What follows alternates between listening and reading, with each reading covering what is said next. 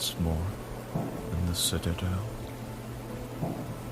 Tonight, I, the unholy corpse child, present a tale of one from beyond, one that comes from a distant land, one beyond any mortal boundaries. Tonight, I bring you a tale of cosmic terror from the author Ambrose Bierce, an inhabitant of Carcossa. For there be divers sorts of death, some wherein the body remaineth, and in some it vanisheth quite away with the spirit. This commonly occurreth only in solitude, such as God's will, and, none seeing the end, we say that man is lost, or gone on a long journey, which indeed he hath, but sometimes it hath happened in sight of many, as abundant testimony showeth. In one kind of death the spirit also dieth. This it hath been known to do, while yet the body was in vigour for many years. Sometimes, as is veritably attested, it dieth with the body, but after a season is raised up again in that place where the body did decay. Pondering these words of Holly, who gum odd rest, and questioning their full meaning as one who, having an intimation, yet doubts if there be not something behind, other than which he has discerned. I noted not whither I had strayed until a sudden chill wind striking my face revived in me a sense of my surroundings. I observed with astonishment that everything seemed unfamiliar. On every side of me stretched a bleak and desolate expanse of plain, covered with a small overgrowth of sere grass, which rustled and whistled in the autumn wind, with heaven knows what mysterious and quieting suggestion. Protruding at long intervals above it stood strangely shaped and somber-colored rocks, which seemed to have an understanding with one another and to exchange looks of uncomfortable significance, as if they had reared their heads to watch the issue of some unforeseen event. A few blasted trees were here and there appeared as leaders in this malevolent conspiracy of silent expectation. The day, I thought, must be far advanced, for though the sun was invisible, and although sensible that the air was raw and chill, my consciousness of that fact was rather mental than physical. I had no feeling of discomfort. Over all the dismal landscape, a canopy of low, clouds hung like a visible curse. And all this time there was a menace and a portent, a hint of evil, an intimation of doom. Bird, beast, or insect, there was none. The wind sighed in the bare branches of the dead trees, and the grey grass bent to whisper its secret to the earth. But no other sound nor motion broke the awful repose of that dismal place. I observed in the herbage a number of weather-worn stones, evidently shaped with tools. They were broken, covered with moss, and half sunken in the earth. Some lay prostrate, some leaned at various angles. None was vertical. They were obviously headstones of graves, though the graves themselves no longer existed as either mounds or depressions the years had leveled all. Scattered here and there, more massive rock blocks showed where some pompous tomb or ambitious monument had once flung its feeble defiance at oblivion. So old seemed these relics, these vestiges of vanity and memorials of affection and piety, so battered and worn and stained, so neglected, deserted, forgotten a place, that I could not help thinking myself the discoverer of a burial ground of a prehistoric race of men whose very name was long extinct. Filled with these reflections, I was for some time heedless of the sequence of my own experiences. But soon I thought, how came I hither? A moment's reflection seemed to make this all clear and explain at the same time, though in a disquieting way, the singular character with which my fancy had invested all that I saw or heard. I was ill.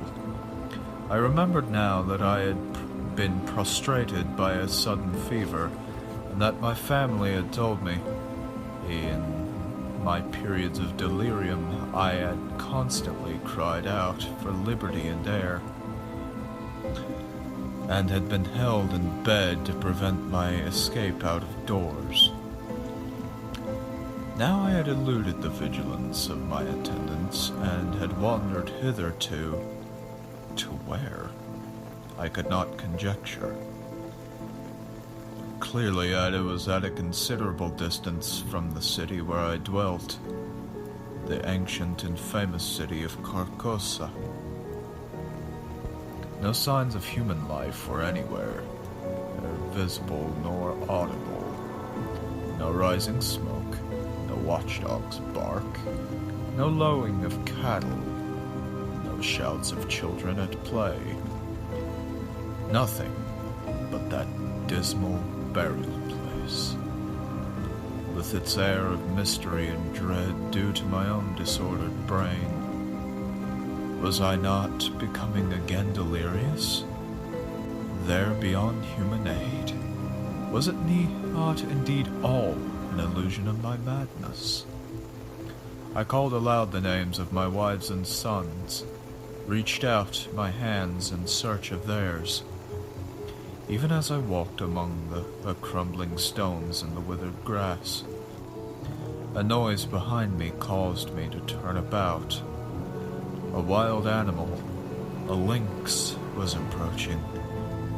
The thought came to me, if I break down here in the desert, if the fever return and I fail, this beast will be at my throat. I sprang toward it, shouting, and trotted tranquilly by within a hand's breadth of me, and disappeared behind a rock.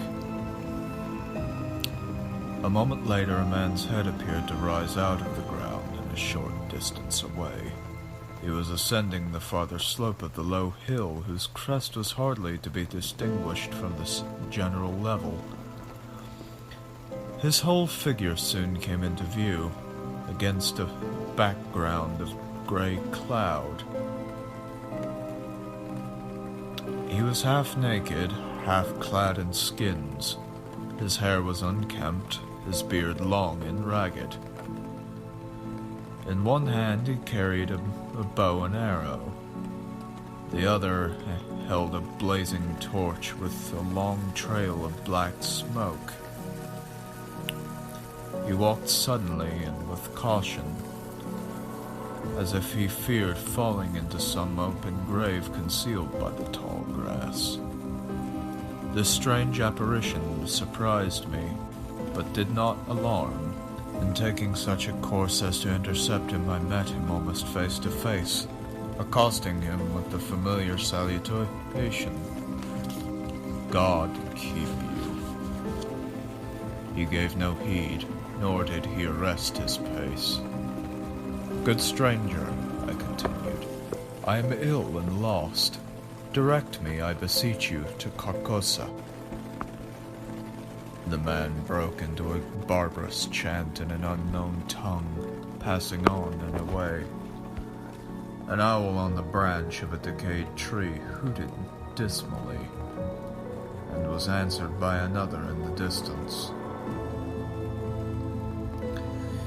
Looking upward, I saw through a sudden rift in the clouds Aldebaran and Hyades. In all this there was a hint of light.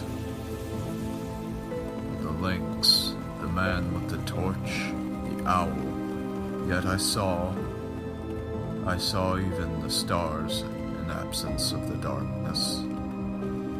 I saw, but was apparently not seen or heard.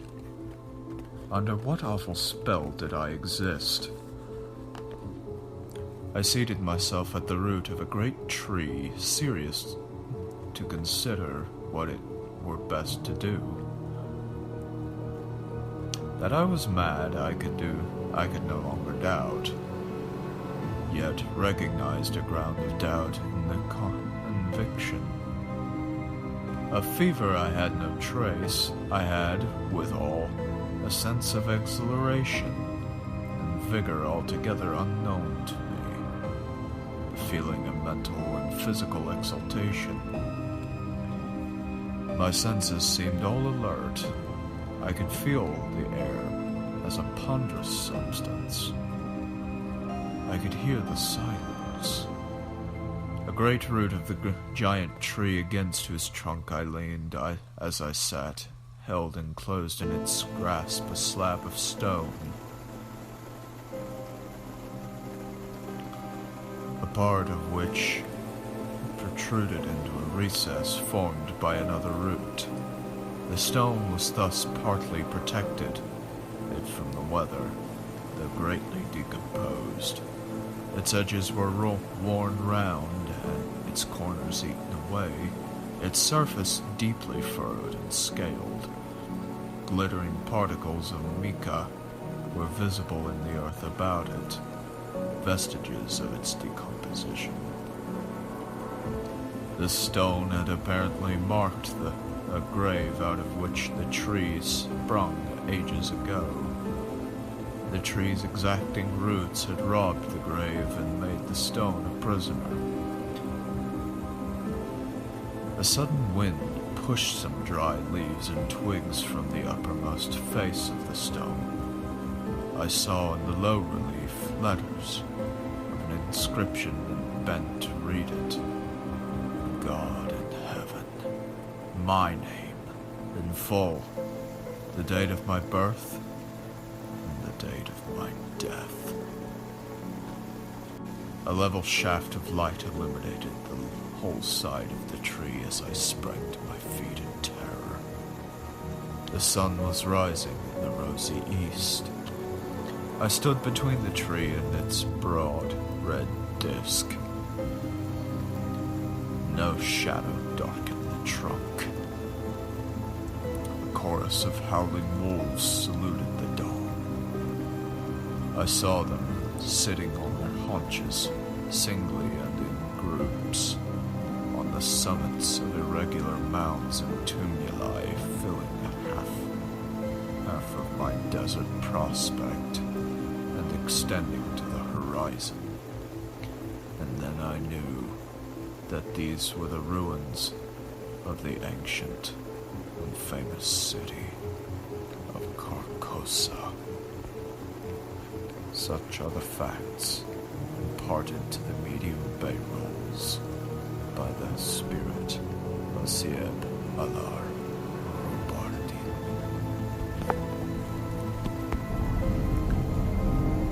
And that, my children, is an inhabitant of Carcossa by Ambrose Bierce.